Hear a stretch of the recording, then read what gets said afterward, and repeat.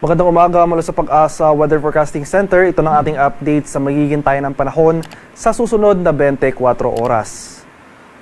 Makikita dito sa ating latest satellite images itong mga kaulapan sa north-west portion ng ating bansa. Ito yung mga kaulapan associated pa rin kay Severe Tropical Storm Gaimi na dating ang si Bagyong Karina nung nasa loob pa ng ating PAR.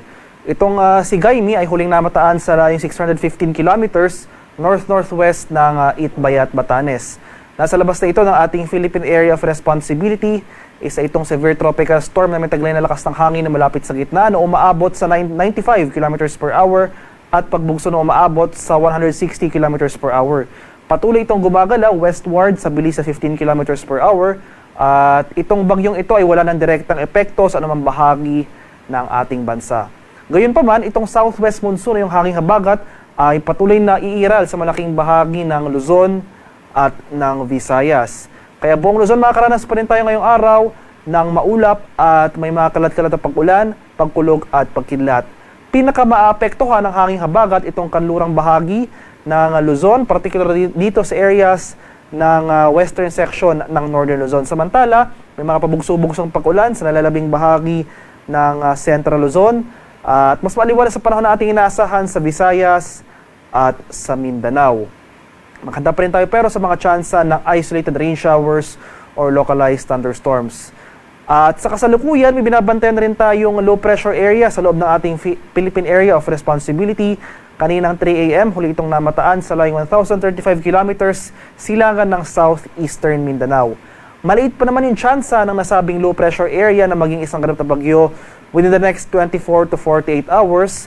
Ngunit inaasahan natin na posible itong gumalaw sa mga susunod na araw, pahilagang kanluran, at mananatiling malayo naman sa ating bansa. Gayunpaman, inaasahan natin na itong LPA posible magdulot ng mga kaulapan sa mga susunod na araw, possibly starting Sunday sa eastern section ng ating bansa. So itong mga areas ng Kabikulan, Eastern Visayas at eastern section ng Mindanao sa mga susunod na araw, over Sunday at sa early next week, makakaranas po tayo ng mataas na tsansa ng kaulapan at mga kalat-kalat na pag-ulan. So generally, eastern section ng ating bansa magiging mas maulap at maulan sa mga sunod na araw, samantalang improving weather conditions na ating inaasahan dito sa western section ng Pilipinas. So yung mga area sa dating inulan ng habagat ng mga nakarang araw, posible na tayong makaranas ng mas maaliwalas sa panahon over the weekend. Gayunpaman, since may mga naitala nga tayong mga malawakang pagbaha noong nakarang araw, kung makakaranas man tayo ng mga isolated na pag-ulan na dulot ng thunderstorms, nananatiling mataas pa rin yung tsansa ng mga pagbaha at pagguho ng lupa. At para naman sa magiging lagay ng ating panahon ngayong araw dito sa Luzon, dahil sa epekto ng habagat, asahan pa rin natin itong mga monsoon rains. Ito yung mga tuloy-tuloy at malalakas na buhos ng ulan sa buong Ilocos Region, sa area ng Batanes at Babuyan Islands. Occasional rains naman ay yung mga pabugso-bugsong pag-ulan ang posibleng maranasan. Dulot niya ng habagat sa areas ng Zambales, Bataan, at sa area rin ng Bulacan at Pampanga. Maulap na kalangitan na may mga kalat-kalat na pag-ulan, pakulog at pagkilat ang ating mararanasan sa nalalabing bahagi ng Luzon. At maximum temperature forecast natin sa Lawag ngayong araw, posibleng umabot ng 30 degrees Celsius. 22 degrees naman sa Baguio at 32 degrees Celsius sa Tuguegarao.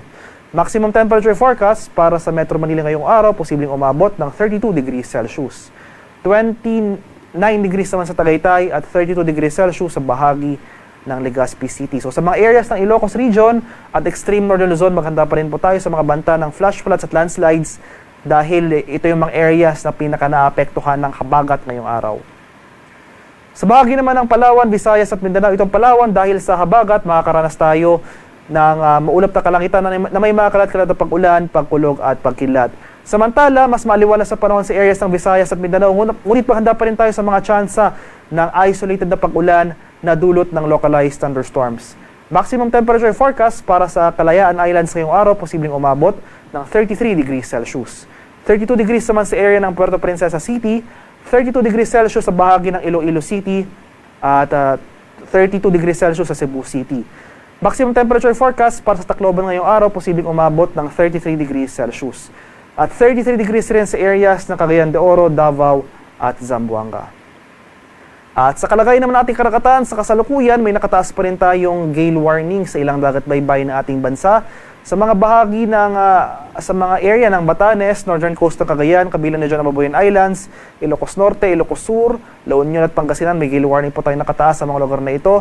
Kaya kung maaari ay huwag po muna tayong pamalaot dahil patuloy tayong makaranas ng maalon hanggang sa napakaalong karagatan na dala ng hanging habagat. At sa nalalabing bahagi ng ating bansa, iba yung pag-iingat pa rin dahil moderate to rough sea conditions, katamtaman ng kasamaalong karagatan naman ang ating posibleng maranasan.